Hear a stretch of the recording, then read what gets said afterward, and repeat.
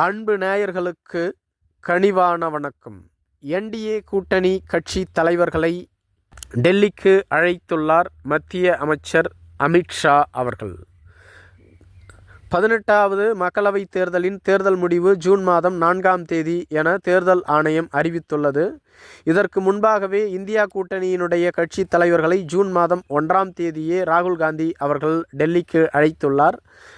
India கூட்டணி வெற்றி பெற்று ஆட்சி அமைத்தாலும் தோல்வி அடைந்தாலும் கூட என்ன செயல்பாடுகளில் என்ன செய்ய வேண்டும், நாம் எப்படி கட்டுக்கோப்பாக இருக்க வேண்டும் என்பதற்காகவே இந்த அழைப்பு என்று கூறப்பட்டது.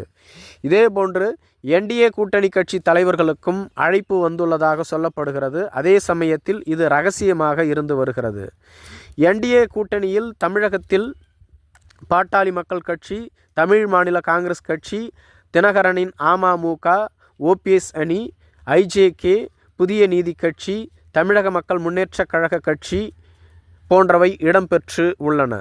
இந்த கட்சி தலைவர்களுக்கு ஜூன் மாதம் 5ஆம் தேதிக்கு டெல்லியில் சந்திப்புள்ளதாக அவர்களுக்கு அழைப்பு வந்ததாக கூறப்படுகிறது.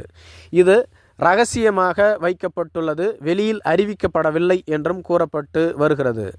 என்டிஏ கூட்டணியே மீண்டும் ஆட்சி அமைக்கும் என்று பாரதிய ஜனதா கட்சி திடமாக நம்புகிறது. மீண்டும் 3வது முறையாக பிரதமர் மோடி அவர்கள் பதவி ஏற்பார் என்றும் அவர்கள் நம்புகிறார்கள். எனவே தேர்தல் முடிவுக்கு பின்பு என்டிஏ கூட்டணியில் உள்ள அனைத்து மாநில மற்றும் யூனியன் பிரதேச கட்சிகளையும் டெல்லிக்கு அழைத்துள்ளது மத்திய அரசு, அதாவது பாரதிய ஜனதா கட்சி.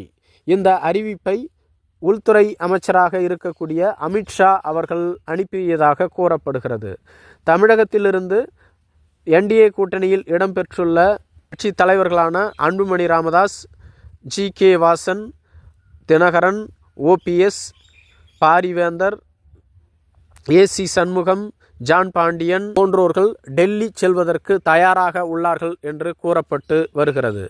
இது ஒருபுறம் இருக்க, 7ஆம் கட்ட தேர்தல் முடிந்த பின்பு ஜூன் மாதம் 1ஆம் தேதியே பிரதமர் மோடி அவர்கள் தமிழகத்தில் உள்ள கன்னியாகுமரிக்கு வருகிறார். கன்னியாகுமரியில் உள்ள விவேகானந்தர் பாறையில் அவர் தியானம் செய்வதாக கூறப்படுகிறது. இது முடிந்த பின்பு நேரடியாக டெல்லி திரும்பும் அவர். அதன் பின்பு வாரணாசி திரும்புவார் என்றும் கூறப்பட்டு வருகிறது. இதன் பின்பு என்டிஏ கூட்டணி தலைவர்களுக்கான சந்திப்பு நடைபெறும் என்றும் சொல்லப்பட்டு வருகிறது.